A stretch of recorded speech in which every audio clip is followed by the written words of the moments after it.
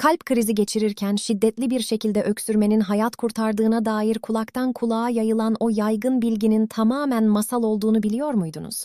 İnternette ve sosyal medyada binlerce kez paylaşılan bu popüler taktiğin neden tıbben büyük bir yanılgı olduğunu ve işin aslına dair şaşırtıcı detayları öğrenmek üzeresiniz.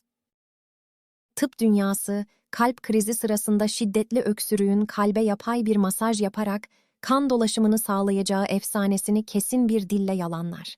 Aksine, acil anında öksürmeye çalışmak kalbin iş yükünü artırır ve hayati zaman kaybettirir.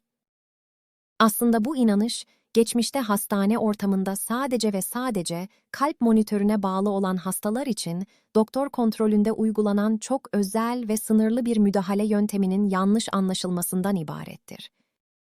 Sağlığınızla ilgili doğru bilinen yanlışları öğrenmek ve bu tür kritik gerçekleri kaçırmamak için kanalımıza abone olmayı unutmayın.